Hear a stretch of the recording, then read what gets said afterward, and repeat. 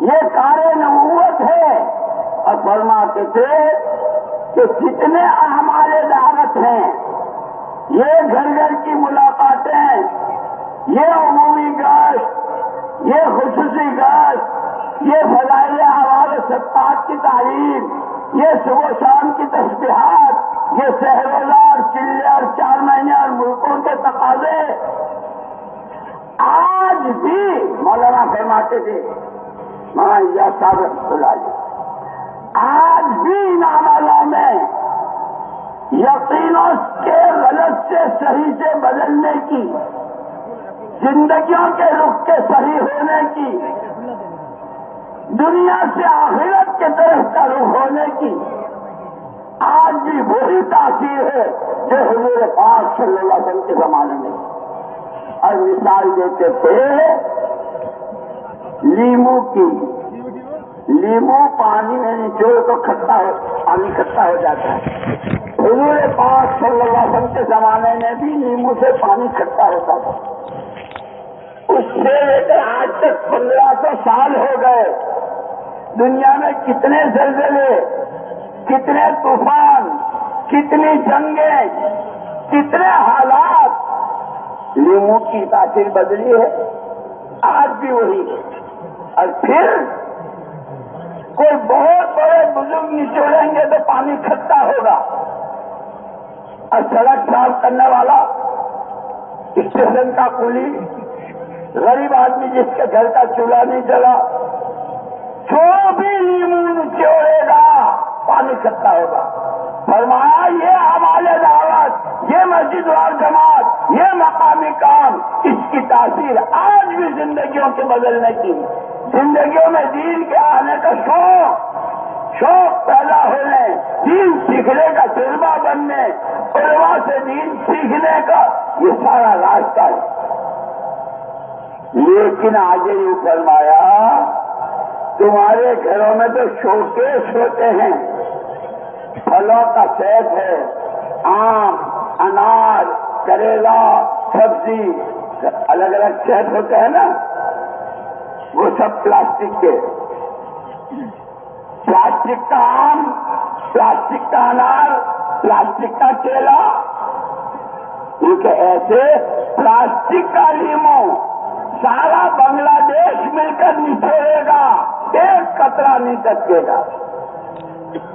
اللہ کے واسطے اس محنت کو رسم نہ بناؤ، یہ کار نبوت ہے، زندگیاں بدلا کرتی ہے، خدا کا تعلق ملا کرتا ہے، اور وہ راضی ہوتے ہیں، رحمتوں کی بارشیں برستی ہے، بے نمازی نمازی بنتے ہیں، شرابی شراب سے توبہ کرتے ہیں، جھوٹے جھوٹ چھوڑتے ہیں، سود والے لونا والے اس کو چھوڑتے ہیں۔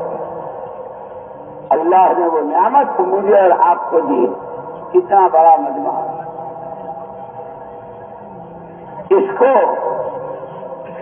کار نبوت سمجھ کر، اپنی ضرورت سمجھ کر، اور پھر یہ بھی بہت من جاہد فانما یجاہد لنفسہ، جو کرے گا وہ اپنے ہی لیے کرے گا، جو مسجد کی گشت کا اہتمام کرے گا وہ اپنے لیے کرے گا، جو 2.5 گھنٹے لگائے گا اپنے لیے لگائے گا،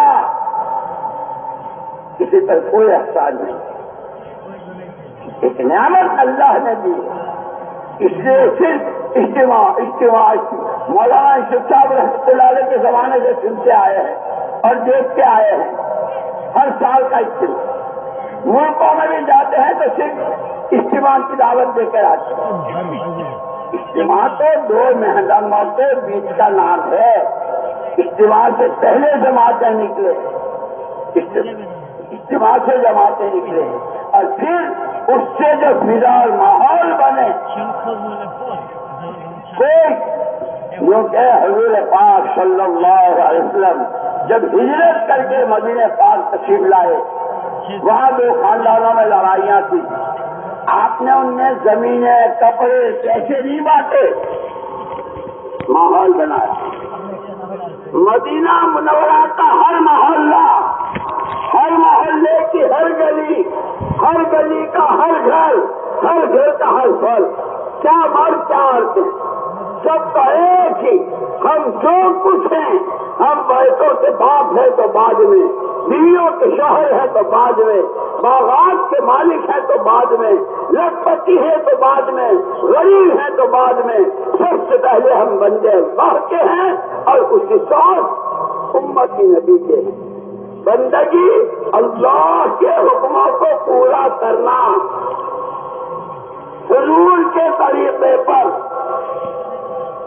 हुजूर के काम को अपना काम बनाना, हुजूर वाले गम के साथ, हुजूर वाली आहों के साथ, हुजूर वाली कुरान के साथ, हुजूर वाले दर्द के साथ।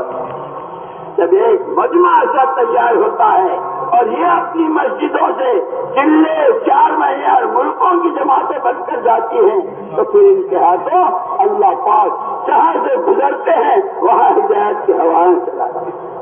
इसलिए याद रखना, काम रस्म का नाम नहीं है, काम चलेगा कुर्बानियों से, काम चलेगा इखलास से, काम चलेगा इस्तिखलास से, यकसुई से, काम चलेगा हमदर्दी से, काम चलेगा फजाइल से, काम चलेगा मसा, इस तरह अपना काम करना है। तो मेरे मोहतरम दोस्तों, হুজুর সাল্লাল্লাহু আলাইহি সাল্লাম আমাদেরকে দুইটা জিনিস দিয়ে গেছেন। একটা হলো নিজের জীবনকে বানানো, নিজের আকীদাকে সহি করা, নিজের ইবাদতকে সহি করা। প্রথম হলো যে আমার আকীদা কি করে সহি হয়ে যায়, এরপর হলো আরো হাজারো মানুষ যারা আছে তাদের আকীদা কি করে সহি হয়ে যায়, আমার ইবাদত কি করে ঠিক হয়ে যায়, সহি হয়ে যায়, বাকি সমস্ত মুসলমানদের ইবাদত কি করে সহি হয়ে যায়, এবং আমার আখলাক কি করে দুরুস্ত হয়ে যায়, আমার মধ্যে আল্লাহ ধ্যান কি করে আসে, সমস্ত মানুষের আখলাক কি করে দুরুস্ত হয়, আল্লাহ ধ্যান কি করে আসে, আল্লাহ তাআলা আমার উপর আল্লাহ তাআলাকে কি করে রাজি করব এবং সমস্ত মানুষ কি করে আল্লাহ তাআলাকে রাজি করবে, এই দুই জিম্মাদারি আল্লাহ তাআলা আল্লাহ নবী আমাদেরকে দিয়ে গেছেন। এইটি আমাদেরকে আল্লাহ তাআলা নবী দিয়ে গেছে এবং কিভাবে করতে হবে ওর নিয়মও নবী বলে গেছে। আর এটা যদি কেউ করতে চায়, এটার জন্য জরুরি জায়গা হলো সবকিছু তার জায়গায় যেয়ে শিখতে হয়। ইঞ্জিনিয়ার হইতে হলে ইঞ্জিনিয়ার হওয়ার জায়গা আছে, ডাক্তার হলে ডাক্তার হওয়ার জায়গা আছে, মেডিকেল কলেজ আলাদা, ইঞ্জিনিয়ারিং কলেজ আলাদা, এগ্রিকালচার ইউনিভার্সিটি আলাদা, মেডিকেল ইউনিভার্সিটি আলাদা। মেরে মোহতারাম দোস্ত বুজুর্গ, নিজের আকীদাকে ঠিক করা, নিজের ইবাদতকে ঠিক করা, নিজের আখলাককে ঠিক করা, নিজের মধ্যে ইখলাস আনার জন্য চেষ্টা করা, এটার জন্য আলাদা জায়গা। এই জায়গাটার নাম হলো মসজিদ। এই জায়গাটার নাম কি ভাই? মসজিদ। হুজুর সাল্লাল্লাহু আলাইহি ওয়াসাল্লামকে আল্লাহ তাআলা হুকুম দিয়েছেন ওই মসজিদে আপনি অবস্থান করেন, আপনার কিয়াম ওই মসজিদে বানান। যেই মসজিদের বুনিয়াদ ভিত্তি ছিল তাকওয়ার উপরে। কিসের উপরে? তাকওয়ার উপরে। হ্যাঁ মেরে মোহতারাম দোস্ত বুজুর্গ, তাকওয়ার উপরে যে মসজিদের ভিত্তি, ওই মসজিদ আল্লাহ তাআলার কাছে খুব পছন্দ। ভাঙার তোরা হোক না কেন কোনো অসুবিধা নাই, কিন্তু তাকওয়ার উপরে হইতে হবে। উঠা উঠি না করে ভাই, উঠা উঠি না করে, অনেক মেহরবানি করে বসে থাকে, মেহরবানি করে বসে, কষ্ট দেখতে হবে। সারা বছর অপেক্ষা করার পরে 3য় বছর যে আমরা ইজতেমা পাইছি, এটাও যদি নষ্ট করে ফেলি, সময় নষ্ট করি।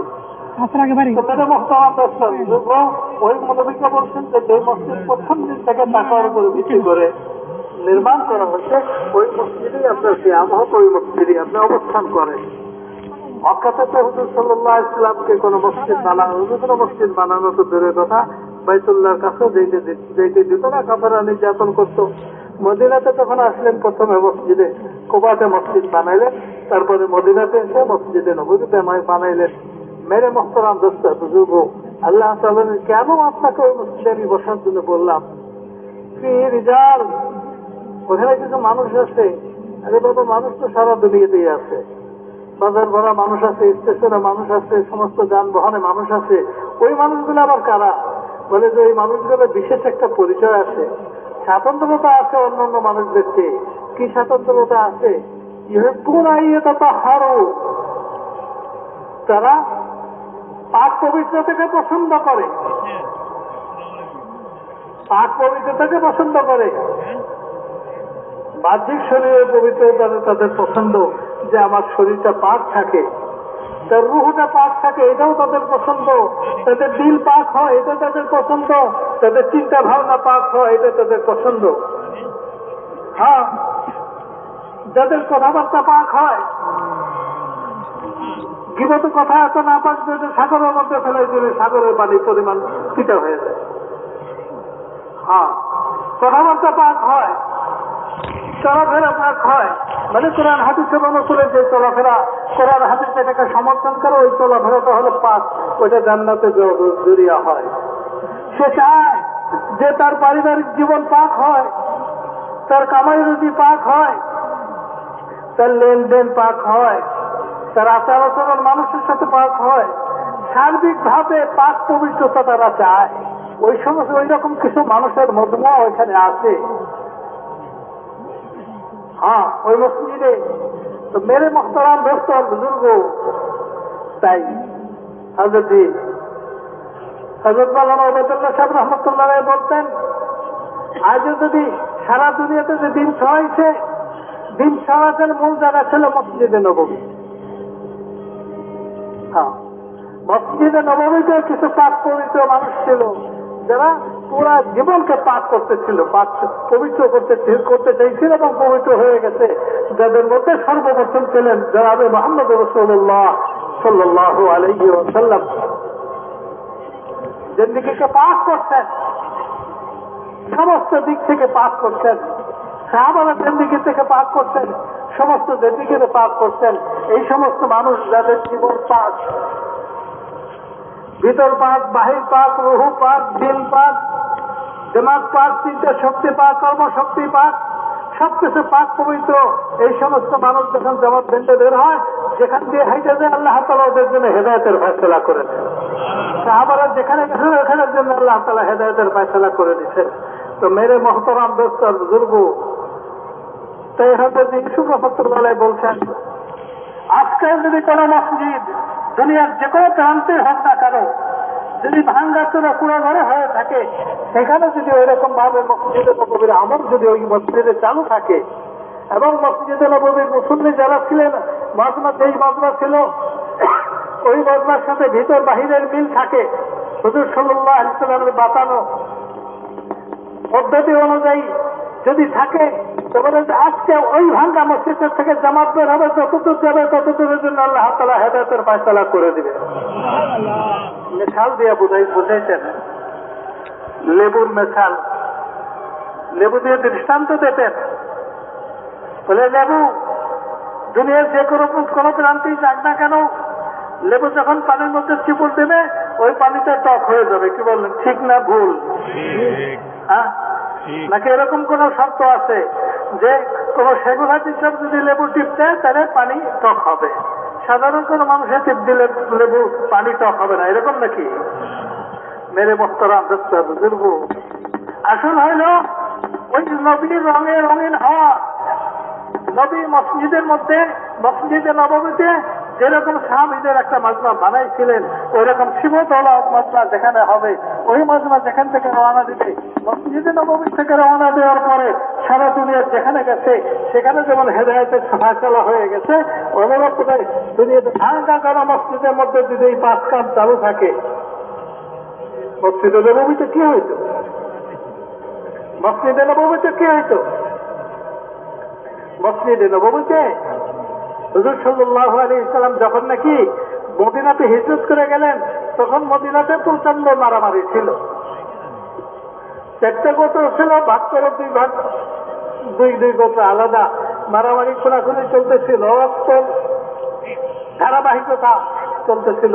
হুজুর সাল্লাল্লাহু আলাইহি সাল্লাম তাদের কাছে যে কোনো রকমের সাহায্য সহযোগিতা চাইলেন না, কাপড় চাইলেন না, খাওয়ান চাইলেন না, কোনো কিছু চাইলেন না। তাদের মধ্যে কি করলেন, ওই মাহলটাকে পাক করার জন্য প্রথমে একটা মসজিদ বানাইলেন, মসজিদের মধ্যে আমল চালু করে দিলেন। আমলের লেনদেন শুরু হয়ে গেল। সাহাবাদের মধ্যে এমন একটা জজবা পয়দা হইল যে সাহাবারা হুজুর সাল্লাল্লাহু আলাইহি সাল্লামকে দেখে দেখে নিজের জীবন গড়াটাকে নিজের জন্য ধন্য মনে করতে লাগলেন, যার মধ্যে সবচেয়ে আগে আগে ছিলেন হযরত আবু বকর, ওমর, উসমান, আলী রাদিয়াল্লাহু আনহুম, খোলাফায়ে রাশেদা।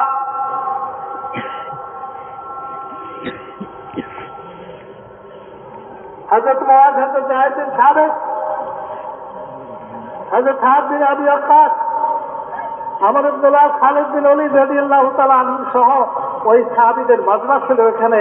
তারা 24 ঘন্টা হুজুর সাল্লাল্লাহু আলাইহি ওয়াসাল্লামের অনুকরণ করতেন আর চিন্তা করতেন এখন কার কাছে যাব, কাকে বলবো, এই চিন্তা তারা করতেন। মেরে মহতরাম দোস্তর বুজুর্গ, মসজিদে নববীতে কোনো মাল সম্পদের ভাগাভাগি ছিল না। মসজিদে নববীতে ছিল এলেমের লেনদেন ছিল, আমল নেওয়ার, আমল শিখার আগ্রহ ছিল। সবাই মসজিদে নববীতে আসতেন, সকলেই মসজিদে নববীর সাথে সম্পর্ক রাখতেন। পুরুষরা দিয়ে মা বোনদের কাছে মেরে মহতরাম দোস্তর বুজুর্গ, যেটা বলা হয় 5 কামের মধ্যে যে রোজানা ঘরে মসজিদের তালিম, রোজানার মশলা, রোজানার 2 ঘন্টা, সপ্তাহের 2 মাসের 3 দিন, এই করতে করতে যারা নাকি অগ্রসর হবে তাদের কাছে এই কামটা আসল রূপে ধরা দিবে। কারণ হযরত ইলিয়াস রাহমাতুল্লাহ বলছে এই কামটাকে হলো কারে নবুয়ত, নবীর কাম। হযরত ইলিয়াস রাহমাতুল্লাহ খুব অনুরোধ করে বলে গেছে, খবরদার এটাকে রসুম বানায় না, এটাকে রসুম বানায় না। নবীর কাম কি ছিল? মসজিদে নববী আবাদ করে শিখাইছেন এইভাবে সারা দুনিয়াতে আবাদ করো।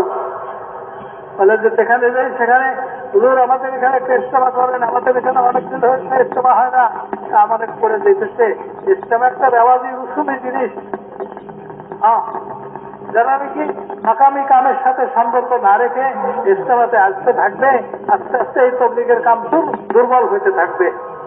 এই জন্য এখানে যারা উপস্থিত আছি সকলের খেদমতে অনুরোধ হলো যে অতীতে যদি কিছুটা ভুল ত্রুটি হয়ে থাকেও এখন থেকে যে আমরা মসজিদের সাথে, মসজিদের 5 কামের সাথে জুড়ে যাবো, জীবনে জড়ব ইনশাআল্লাহ।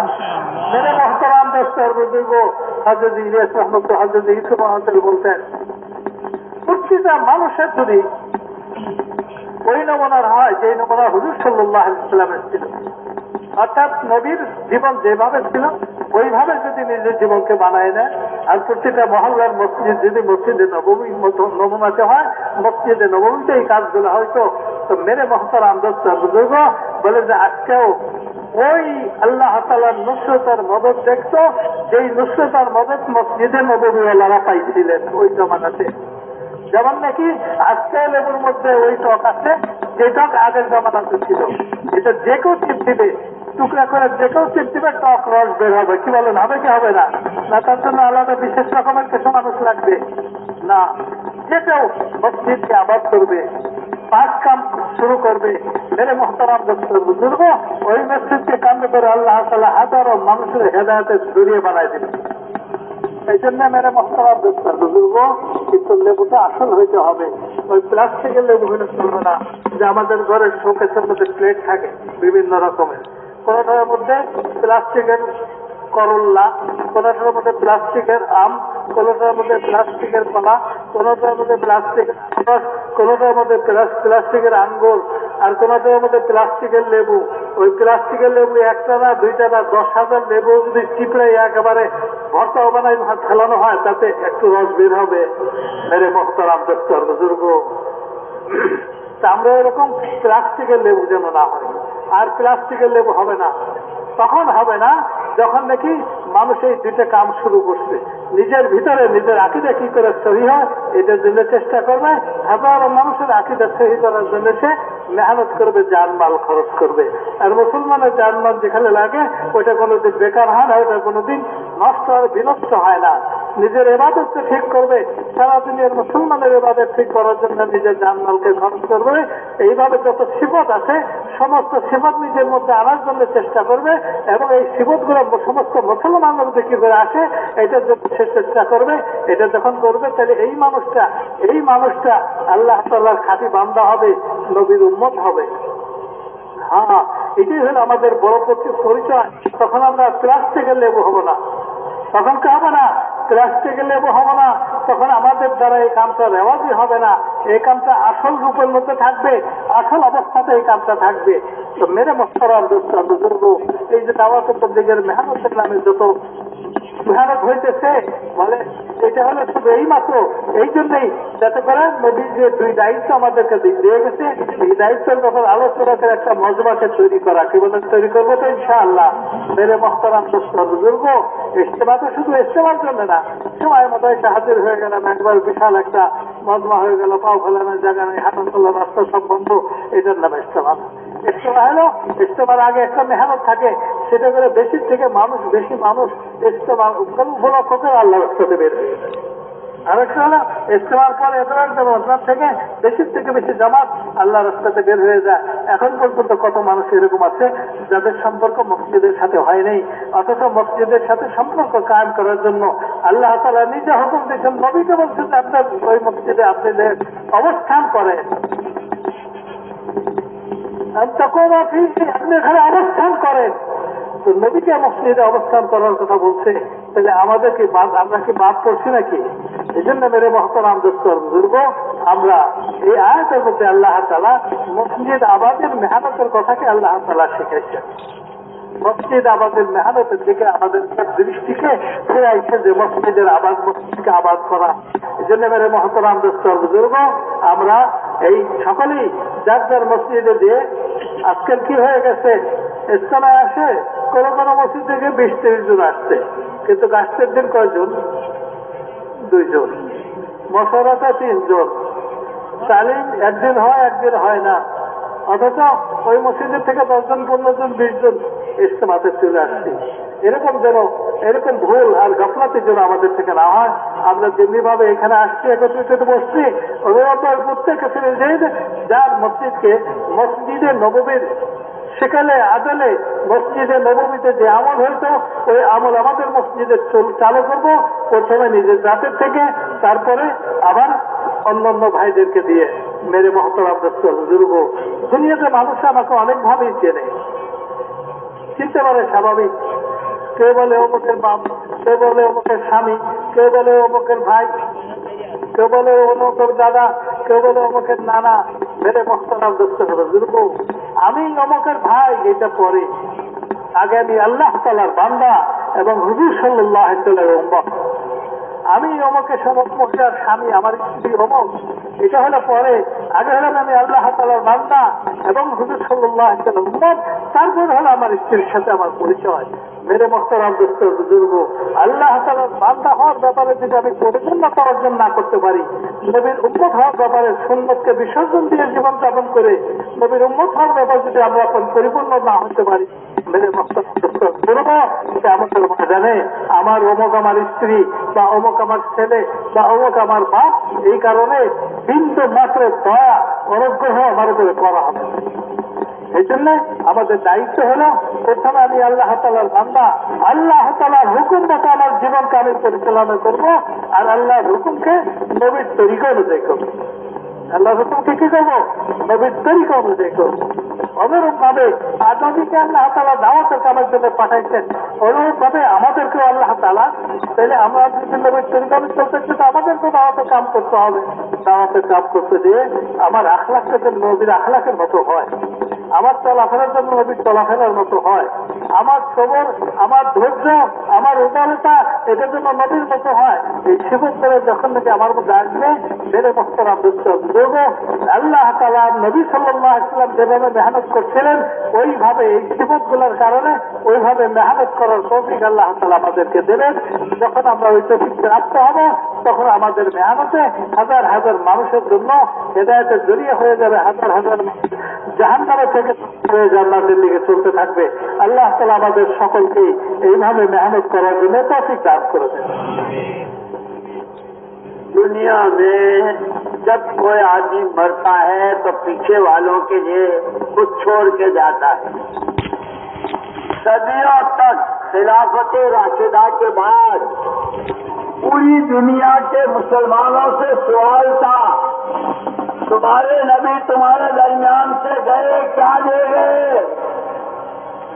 उम्मत अपना सबक ऐसे भूली कि यही याद नहीं रहा कि हम हैं कौन, कहाँ है और करना क्या है। अल्लाह मौलाना मोहम्मद इलियास साहब रहमतुल्लाह अलैह की कब्र को नूर से मुनव्वर फरमा रहे हैं कि हुजूर पाक सल्लल्लाहु अलैहि वसल्लम ने फरमाया था तरक्तु फीकुम अमरैन तरक्तु फीकुम अमरैन इन तशब्बतुम बिहिमा लन तज़िल्लू अबदा किताब अल्लाह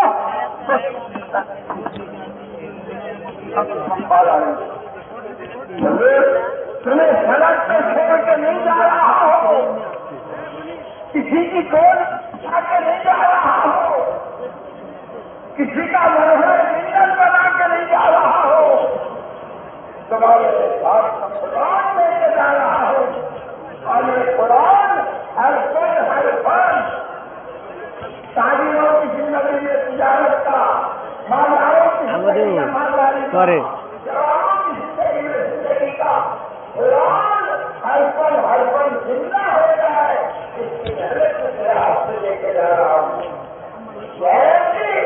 अगर तुमने ये क्या कर लिया, हमें पुरानी जिंदगी जीनी है उसी के मुताबिक जहाँ कहीं हम कुरान का हुक्म जाए नबी का तरीका जाए, जमीन आसमान पे चली जाए, सूरज पश्चिम हो जाए, दुनिया भीतर भीतर हो जाए, तुम्हें न सकेगा, न तुम्हें तेल बेच सकेगा, न तुम्हारा कोई सौदा कर सकेगा, न तुम्हें कोई रास्ते से भटका सकेगा।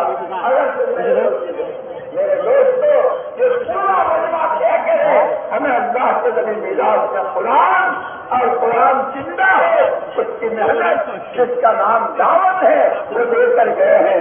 इसे अपनी जिंदगी का मकसद और जिंदगी का दिल बनाकर अपनी जिंदगियों के फैसले करने। तो मेरे मोहतरम दोस्तों, हुजूर এর আগে একটা কথা বলতেছিলেন যে হুজুর সাল্লাল্লাহু আলাইহি ওয়াসাল্লাম তো 23 বছর পর্যন্ত মেহনত করছেন এবং মেহনতটা পূর্ণ হয়েছে, এটা আল্লাহ তাআলা স্বীকৃতি দিচ্ছেন এবং সাহাবারা এটাকে স্বীকার করছেন। হুজুর সাল্লাল্লাহু আলাইহি ওয়াসাল্লাম হজ্জাতুল বেদা যেই জাহাজে হুজুর সাল্লাল্লাহু আলাইহি ওয়াসাল্লাম উপস্থিত ছিলেন, এই আরফার ময়দানে একটা পর্যায়ে এসে হুজুর সাল্লাল্লাহু আলাইহি ওয়াসাল্লাম সাহাবাদেরকে জিজ্ঞেস করছিলেন, আলা হাল বাল্লাগতু, আমি কি তোমাদের কাছে আমার রিসালাতের দায়িত্ব কি পৌঁছাই দিচ্ছি? আমার উপরে যে জিম্মাদারি দেওয়া হয়েছিল যে ব্যক্তিগতভাবে আল্লাহ তাআলার হুকুম মতো কোরআন অনুযায়ী আমার জীবনটাকে আমি গড়ি এবং একটা মাজমা আমি আল্লাহ তাআলার পছন্দ মতো একটা মাজমাকে তৈরি করি, এই আমার জিম্মাদারি আদায় করতে আমি করছি। যখন হুজুর সাল্লাল্লাহু আলাইহি ওয়াসাল্লাম জিজ্ঞাসা করলেন, সমস্যার সমস্ত সাহাবারা এই কথাটা স্বীকার করছিলেন, বাল্লাগতা রিসালা وأديت الأمانة ونصحت الأمة وكشفت الغمة وجاهدت بالله حق جهاده। হে আল্লাহ রাসূল, আপনার উপরে যে দায়িত্ব দেওয়া হয়েছিল এই দায়িত্বকে আপনি পরিপূর্ণভাবে আদায় করছেন, রিসালাতের দায়িত্বকে আপনি আদায় করছেন, আপনার কাছে যে আমানত ছিল সে আমানতটাকে আপনি পরিপূর্ণভাবে পৌঁছায় দিচ্ছেন, উম্মতের খায় করছেন। যে উম্মত জাহালাতের শিরকের মধ্যে ডুবেছিল, জাহান্নামের দিকে যাইতেছিল দ্রুত, ওই জাহান্নাম ওই উম্মতকে আপনি খায় করছেন। প্রত্যেক নবী এই কথা বলতেন, ইন্নী লাকুম আমিন, আমি তোমাদের জন্য খায়ের হিতাকাঙ্ক্ষী এবং আমি তোমাদের জন্য বড় আমানতদার। তো মেরে মুহতারাম সাহাবারা স্বীকার করলেন সব কথা স্বীকার করলেন। তো মেরে মুহতারাম দোস্ত বুজুর্গ, এভাবে হুজুর সাল্লাল্লাহু আলাইহি ওয়াসাল্লামের হযরত জিবরিল আসার পরে কয়েক মাস পরে দুনিয়া থেকে চলে গেলেন। এরপরে কয়েক শত বছর পর্যন্ত এই কথাটা চালু ছিল মুসলমানদের মধ্যে, নবী আমাদের জন্য কি দিয়ে গেছেন। মেরে মুহতারাম দোস্ত বুজুর্গ, আমরা এমন একটা সময় উপনীত যে আমাদের ধারণায় নেই যে আমরা কে, কেন আমাদেরকে এই দুনিয়াতে পাঠানো হয়েছে, আমাদের কাম কি, এ সম্বন্ধে আমাদের তো ধারণায় নয়। কেমন যেন আমরা অন্ধ, কেমন যেন আমরা বধির, কেমন যেন আমরা বোবা। না বুধ শক্তি আছে, না শ্রবণ শক্তি আছে, না দৃষ্টি শক্তি আছে, আমরা যেন সবকিছু ক্ষয় ফেলছি। তা মেরে মুহতারাম দোস্ত বুজুর্গ, খুব ভালো করে শোনা রাখেন যে কোন নবী দুনিয়াতে কোন টাকা পয়সা রেখে যান না। হুজুর সাল্লাল্লাহু আলাইহি ওয়াসাল্লাম নিজে বলে গেলেন, কিয়ামত পর্যন্ত আনেওয়ালা মানুষদেরকে সামনে নিয়ে বলে গেলেন, সমস্ত পুরুষ, সমস্ত মহিলা, দুনিয়ার সমস্ত তবকার ছেলে পেশা মানুষদের কাছে বলে গেলাম তারা তো ফিকম আমরাই। আমি দুইটা জিনিস তোমাদের কাছে রেখে গেলাম, আমি দুইটা জিনিস তোমাদের জন্য রেখে গেলাম। লম্কা দিল্ল, তোমরা কখনো কখনো পথভ্রষ্ট হবো না, ভ্রান্ত পথে যাবে না। কিতাব আল্লাহ ওয়া সুন্নতি, একটা হলো আল্লাহ তাআলার কিতাব, আর একটা হলো এই কিতাবকে নিজের জীবনে জীবন্ত করার জন্য, বাস্তব রূপ দেওয়ার জন্য আমার মেহনত। দেখো, আমি দুনিয়ার কোন রাজা বাদশাদের কাছে তোমাদেরকে তার দয়ার সামনে তোমাদেরকে আমি রেখে গেলাম না, কারণ কারোর কাছে তোমাদেরকে রেখে যায়নি, কোন দুশ্মনের কোলে তোমাদেরকে বসায় যাই নাই। এই দুই জিনিস আমি তোমাদের সঙ্গে রাখলাম। ও দুনিয়ার ব্যবসায়ীরা শোনো, ও দুনিয়ার চাকরিজীবীরা শোনো, ও দুনিয়ার যুবকেরা শোনো, এই যে কোরআন, এই কোরআনকে তোমার জীবনে তুমি জীবন্ত করো, এই কোরআন অনুযায়ী তুমি তোমার জীবনকে চালাও, আর এটার দাওয়াত তুমি দাও। তুমি যেখানেই থাকো না কেন, আল্লাহ তাআলার পক্ষ থেকে তোমার জন্য সবসময় রহমত আর বরকত তোমার উপর আসতে থাকবে, আল্লাহ সাহায্য তোমার সাথে আসতে থাকবে। কারণ আল্লাহ কোরআনের হেফাজত করা আল্লাহ তাআলার জিম্মায়। কিয়ামত পর্যন্ত আল্লাহ তাআলা কোরআনের হেফাজত করবেন। যার জীবনটা কোরআন অনুযায়ী থাকবে, সে তো নিজেই কোরআনের অনুযায়ী আমল তার জীবনের মধ্যে, তার জীবনকে আল্লাহ তাআলা হেফাজত করবেন। কোরআন কিভাবে জীবন্ত হয় প্রত্যেকটা মানুষের মধ্যে, ব্যবসার মধ্যে কোরআন জীবন্ত হয়, চাকরিজীবীর মধ্যে কোরআন জীবন্ত হয়, যুবকদের মধ্যে কোরআন জীবন্ত হয়। এটার জন্য হলো নবীর মেহনত। মেরে মহতরাম দোস্ত বুজুর্গ, আমাদের কোনো খবর ছিল না। আল্লাহ তাআলা নূর দিয়ে ভরে দেয় হযরত ইলিয়াস রহমতুল্লাহ কবরকে। হযরত ইলিয়াস রহমতুল্লাহ আমাদেরকে একটু সতর্ক করছেন। হযরত ইলিয়াস রহমতুল্লাহ আমাদের চোখকে একটু খোলার জন্য চেষ্টা করছেন। আবার যদি আমরা ওই কোরআনকে আঁকড়ে ধরি আর কোরআনের আমলকে নিজের জীবনের মধ্যে বাস্তবায়ন করি, দাওয়াতের মেহনতের মাধ্যমে, তো মেরে মহতারাম দোস্ত বুজুর্গ, আবারও ওই জীবন ফিরে আসবে যেই জীবন হুজুর সাল্লাল্লাহু আলাইহি ওয়াসাল্লামের পরে সাহাবাদের জামানাতে ছিল। এজন্য আজকে আমরা সকলে আজম করে নেই, বাদটা এরানো করে নেই, ইনশাআল্লাহ বাকি জিন্দেগি কোরআন অনুযায়ী করবো ইনশাআল্লাহ। এবং বাকি জিন্দেগি কোরআন মানুষের জীবনে জীবন্ত হয় যে মেহনতের দ্বারা, অর্থাৎ নবীওয়ালা মেহনত, দাওয়াতের মেহনত, এই দাওয়াতের মেহনত করবো ইনশাআল্লাহ। सबसे पहले पूरा मजमा और जहाँ तर्जुमे हो रहे हैं जितनी जबानों में, सारे इसकी नीयत करें। अल्लाह बहुत बड़े हैं, हमें पुरानी जिंदगी जीनी है और तमाम इंसानों को अल्लाह पाक के पुरानी जिंदगी नसीब फरमा दे। उसकी मेहनत को अपनी मेहनत बनाना है और उसके लिए अल्लाह की दी हुई जान और माल को कुर्बान करना है, सिर्फ अल्लाह को राजी करने और अपनी आखिरत बनाने की नीयत से हिम्मत करके फिर अपना सलाम पेश करें। বলেন যে বারে মহত্তম দোস্তর বুজুর্গ, ওই আজকে আমি সবার কাছে দরখাস্ত করতেছি, খুব ভালো করে শোনেন আপনারা। যে আল্লাহ তাআলা আমাদের জান মালের পুঁজি দিছে, দুইটা পুঁজি আল্লাহ তাআলা আমাকে দিছে, এই দুই পুঁজিকে ব্যবহার করে আমার জীবনের মধ্যে আমি কোরআনকে বাস্তবায়ন করব এবং সমস্ত মানুষরা তার জীবনে কোরআনকে বাস্তবায়নের জন্য তৈরি হয়ে যায়। এটার জন্য আমার জান মাল খরচ করে আমি আল্লাহর রাস্তাতে বের হয়ে যাবো তো ইনশাআল্লাহ।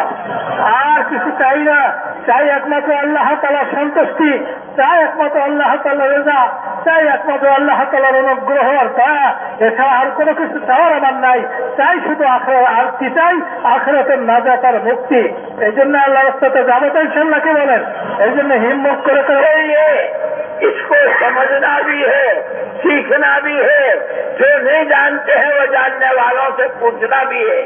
इसका शौक, इसका जज्बा और इस पर अमल आ जाए, इसके लिए नकद पूरे मजमे में और जहाँ तर्जुमे हो रहे हैं जिनके अभी तक एक साथ 4 महीने नहीं लगे हैं, सबसे पहले वो अपने 4 महीने पेश करें, बाकी जिंदगियों के फैसले करें। मदीने में रहने वाले 3 किस्म के, पूरी जान पूरा माल, आधी जान आधा माल, 1/3 जान 1/3 माल। বলেন যে এটা দেখা আমাদের করতে হবে কি, এটা আল্লাহ যাবো কিসের জন্য? বলে যে এই জিনিসটাকে আমাদের বোঝার জন্য যাব, শিখার জন্য যাব। যারা জানে তাদের কাছে যে শিখবো এবং সমস্ত মানুষকে এর উপরে তৈরি করব। ঠিক আছে না ভাই? এই জন্য সর্ববর্তমানে বলতেছেন ওই সমস্ত ভাইদের কাছে আমার দরখাস্ত, আওয়াজ যতদূর পর্যন্ত দেখতেছে যে যাদের এখনো একসাথে 4 মাস হয় নাই, 1 লাখ তুলা করে দিচ্ছে, অনেকবার দিচ্ছে, কিন্তু এখনো একসাথে 4 মাস হয় নাই। এখন থেকে আমি নগদ 4 মাসের জন্য বের হব।